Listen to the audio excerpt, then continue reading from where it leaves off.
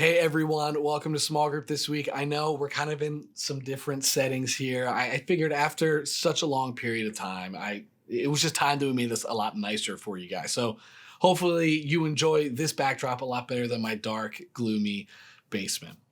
Well, my name's Dave. I'm the pastor of our high school community here at the Kennet campus at Willowdale Chapel. And again, I'm just glad that we have the chance to be together, that you have the chance to be in small group right now with your leaders, with your friends. And I hope that this time together is just a space where you can really grow spiritually. As a community, for the next couple of weeks, we're going to be looking at the Gospel of John. In fact, we just started last week. And the whole reason why we're looking at the Gospel of John is we want to get to know who Jesus is. We all have an idea of who Jesus is, but we want to let him tell us and show us who he is. But that can be difficult because, quite frankly, if you've grown up near the church or even in the church, you've heard a lot about who Jesus is. And that means that as a child, you began to form just some conclusions, or you began to draw some conclusions about who Jesus is. But here's the even bigger challenge. If you grew up outside of the church, or maybe you grew up in a space where people just had a lot of ideas of who Jesus was, but they weren't the things that Jesus said about himself, well, that means that we're just misunderstanding him. So my hope is that in this study, we can understand who Jesus is based upon what he has to say to us. Now, this week, we're going to look at two different passages in the Gospel of John, and they're kind of big, so let's just get into it. So recently, Maggie and we celebrated our 10th wedding anniversary. Now, a lot can happen in 10 years, and certainly it has for us, but I still remember our wedding day. I remember getting up that morning. I wasn't like too rushed. I had enough time, but still I was anxious and excited.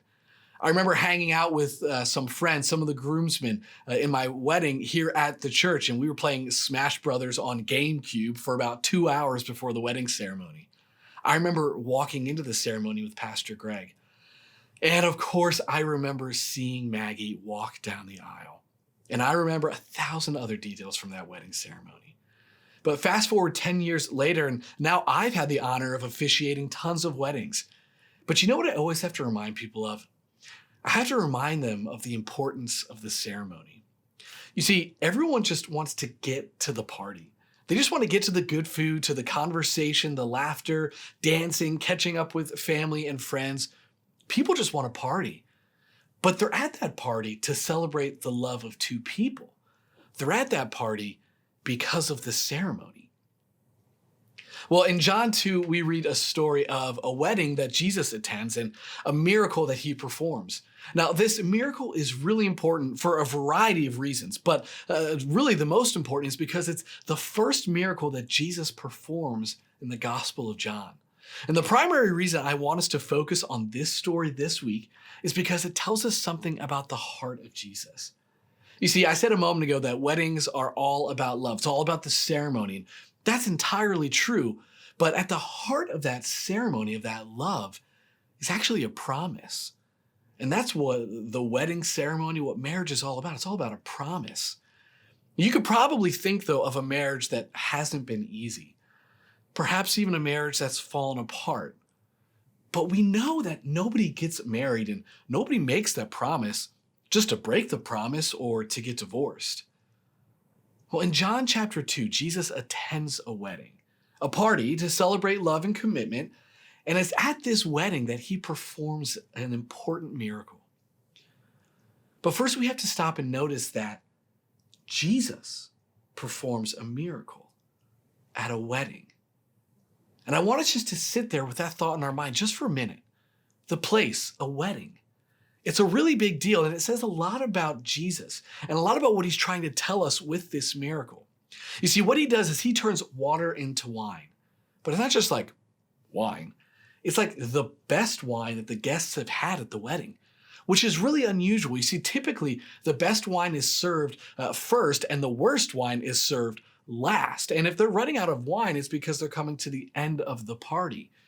But Jesus, towards the end of this celebration, towards the end of this party, towards the end of this wedding, man, he extends it and he increases the joy at this party. By displaying his power for the first time at this wedding and in this way, Jesus is saying something remarkable about himself. Jesus is telling us that he's excited to celebrate and share the love of God with all of us. Now, in this miracle, Jesus is telling us that knowing Jesus is much like a party that doesn't stop.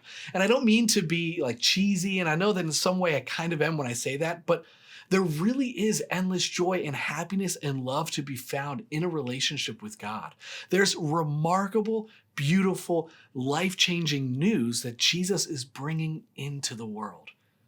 And I know it seems simple, but we have to remember what we learned about Jesus in chapter 1, what we learned in the first week of this study. That's that Jesus desires to step into darkness, into our pain, into our chaos, and to bring his light. And he's the Lamb of God. He's the final sacrifice. He is the great invitation into a perfect relationship with God.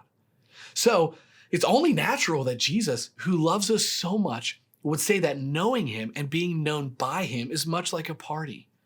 And Jesus invites us to experience the deep joy that only he can offer, a joy that will never run out. Now, I want to point out one other interesting aspect of this story. The jars that Jesus uses, they're reserved for the purification rites. In other words, people would use these jars and the water in them to purify themselves before God. Now, Jesus, by changing that water into wine, is making a statement about who he is and what he's come to do. He's saying that he has come to purify us. That's what Jesus offers us. And that's why this miracle is so incredibly important. Now, we're going to shift gears here for just a moment. We're going to fast forward a bit to chapter 3. In the opening verses, Jesus enters into a really interesting conversation with a man named Nicodemus. He was a Pharisee, which is kind of like our version of a pastor today. Nicodemus comes to Jesus in the dark hours of the night.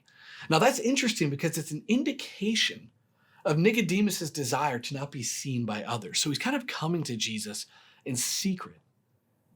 So he certainly would have been mocked by his coworkers or friends if they saw him meeting with Jesus. And certainly they would have ridiculed him for what he goes on and says in verse 2.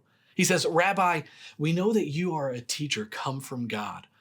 For one can do these signs that you do unless God is with him." Jesus responds in the most interesting way, though. He tells Nicodemus that we must be born again spiritually. In other words, Jesus is saying that our spiritual selves are dead and lost like a dark night. But Jesus has come to make it possible to be spiritually reborn through him. And this is an amazing moment because we discover that Jesus is using his power and his authority to offer new spiritual life to those people who need it, to those people who desire it. Now, I hope that in these two passages, you discover the truth about who Jesus is, that he's the Son of God who performs miracles and uses his power to save us and bring us into a new relationship with God. I hope you realize that Jesus longs to purify us and bring us into a vibrant relationship, into a new spiritual self, and into a new spiritual relationship with God that will never end. And I hope that you truly desire it at soul level, because Jesus longs to bring it to you.